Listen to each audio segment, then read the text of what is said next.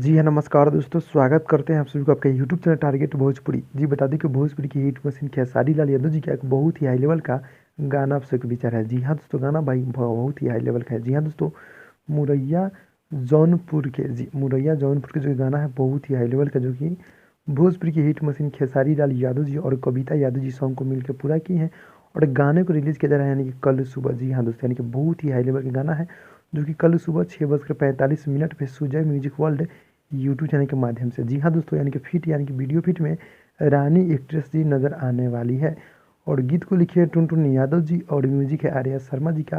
और कल सुबह 6:45 पे आ रहा है आप सबके बीच गाना, बहुत ही हाई लेवल का है। मुरैया जौनपुर के गाने का बोले गाना बहुत ही हाई लेवल, बहुत ही बवाल का है। जी हाँ दोस्तों, तो जितने भी खेसारी लाल यादव जी को चाहने वाले भाई लोग देख रहे हैं, आप लोग मेरे चैनल को सब्सक्राइब कर नोटिफिकेशन बेल आइकन आप लोग ऑल पे कर दीजिएगा, ताकि आप लोग को भोजपुरी खबर यहाँ पे मिलता रहेगा। जी हाँ दोस्तों, तो भाई लोग मिलते हैं अगली वीडियो में, तब तक के लिए धन्यवाद दोस्तों।